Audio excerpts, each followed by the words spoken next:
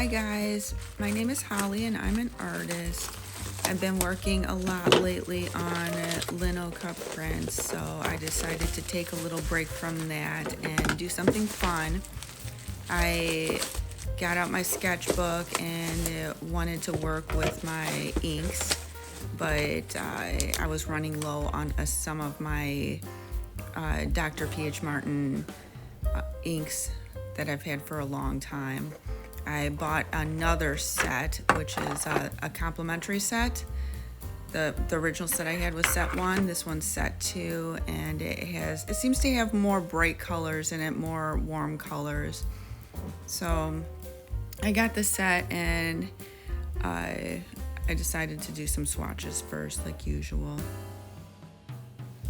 So while doing the swatching, I did the first 2 colors, which was one red violet and the second one was cherry red, and the swatches looked exactly the same.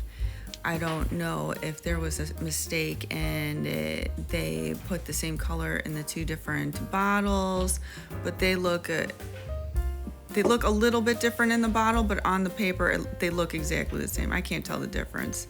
So yeah, I don't know why they would put 2 colors that were so similar in the same set, but I wish they would have put something different in there. The rest of the colors I'm happy with. I make little notes when I do my swatches. The orange ink was thick, so I won't be able to use that with my dip pen, and the same with the terracotta.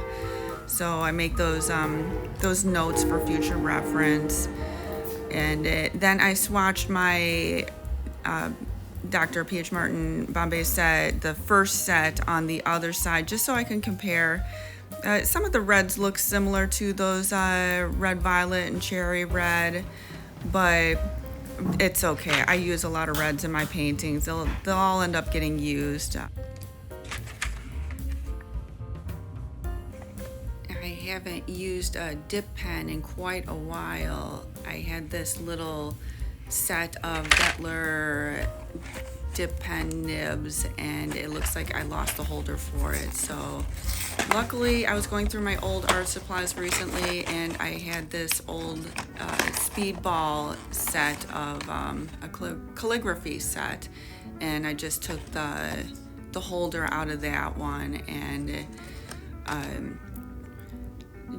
the Detler one didn't fit in there exactly, but after I turned off the video, I made it fit. I might have bent the nib a little bit, but it worked. So these colored inks, you really have to shake the bottle up very well before you use them, because the pigment settles in the bottom of the bottle.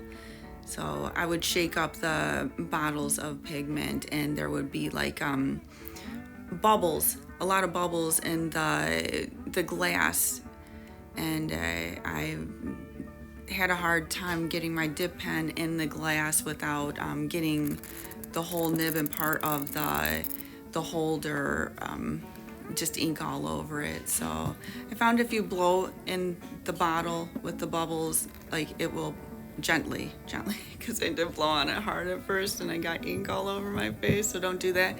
But if you blow gently in the bottle, you can pop the bubbles, and there's no collateral damage. Like I said, with the colored inks, make sure to test them out before you use your dip pen on them, because the thick inks will not, they're not going to go well with the dip pens. You have to use the inks as like water them down in a container. But yeah, you'll notice that I did have a couple areas on this drawing right here where the ink just offloaded. Not a big deal. I can deal with mistakes as I go along. So there's a little lamp next to the doorway, or next to the door in the doorway, that just got this big blob of ink that went in there. You can use a paper towel to kind of suck up the extra ink, and not a big deal. I did speed draw obviously on a lot of this, just because it's time consuming to draw, you know. But I did put some real-time drawing in here too, because using the dip pen with it's this watercolor book is the Perfect Sketchbook. It's 100% cotton. It's for watercolors and wet media, but it's cold press. It's not hot press. Hot press does really well with drawing and inks and stuff. Cold press, there's a little bit of tooth to the paper. So when I'm drawing on the paper here, it's loud. It's like a loud scratchy noise. I wouldn't say it was unpleasant for me to do this. I actually liked it. It's like a scratch. So right here is an example of how loud it is, and this is a real-time part of the video, not speeded up at all. I'm not gonna play too much of it or too much of it by itself, just because when I leave the background noise on and I'm filming a video, I find that I'm breathing very heavy. And you can hear the scratch of the pen, but you can also hear me breathing. I must have been concentrating really hard for this. So there you go. That's it for that. So for this drawing, I wanted to tell you a little bit of background. So I like the houses around the city that I live in. So I took some pictures a couple years ago of some of my favorite houses, and I have them in my computer. And if I need something, a no-brainer to draw, I will go back through those houses and pick a house to draw. I'll add something in it. I'll make it a little bit different so it's not like exactly like the picture, because I get a little bored with that. But this technique that I'm using is I didn't do any kind of pre-drawing. I'm going straight in with ink and looking at the picture and trying to get some details and stuff. So it's hard for me to do this because even though I'm not pre-drawing, there is some thought that has to go into it, especially since I wanted to do the different elements in the picture, different colors. So I had to leave some blank spots in the house so I could go back with a different color and put the flower boxes in.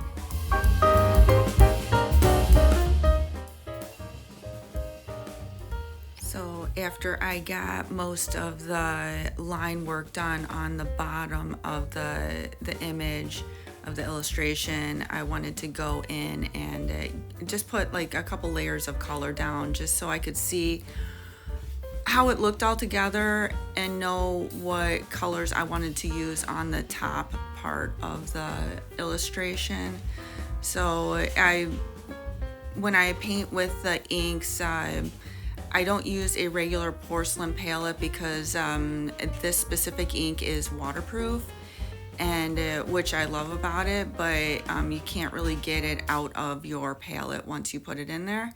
You have to scrape it out with your fingernail, or it doesn't come out easy. So I use the container that the inks came in, and there's a little well by each of the inks where you can put drops of color in and then add water to it to thin the color out so you can paint with it. You have to be very careful when you're painting with the inks because if it dries in your paintbrush, you're gonna ruin your paintbrush. And I like using natural hair paintbrushes. They just hold a lot more fluid in them, and it disperses the fluid more evenly than synthetic. So I am super careful with my brushes. I keep a little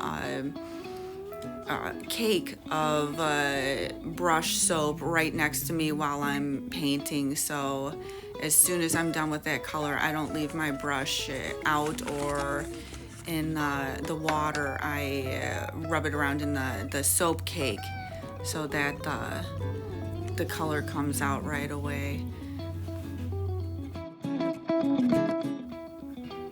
In this last part of the video where I'm doing the rest of the coloring, I just wanted to talk a little bit of the style choices that I made for this illustration.